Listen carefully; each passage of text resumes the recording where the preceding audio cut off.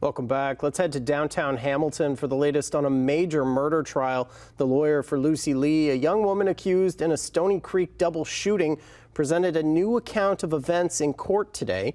The details come on the fourth day of testimony from a key witness who survived being shot in the heart.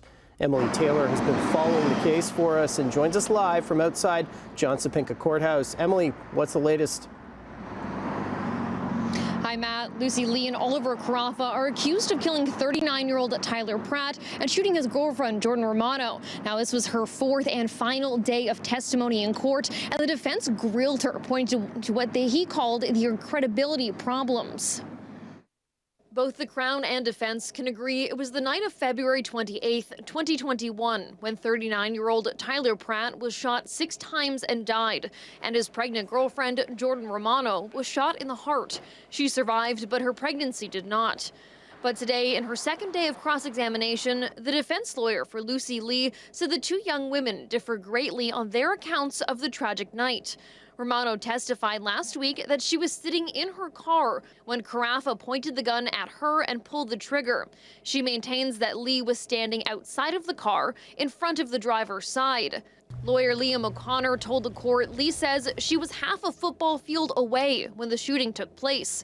He says Karafa left the scene in a white Audi and returned a few minutes later to pick up Lee. Surveillance video shown at the trial shows a car leaving the property from across the street. O'Connor says that Lee had only met the couple a handful of times and that she wasn't involved in any business dealings. Pratt and Romano had invested nearly $500,000 in a business scheme with Karafa and a mutual friend, in which they sold personal protective equipment to hospitals in Europe during the height of the COVID-19 pandemic.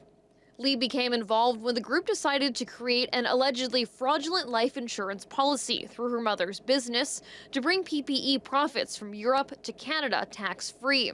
O'Connor argued Lee got cold feet, so the policy never went through, saying Lee couldn't stand to be around criminals.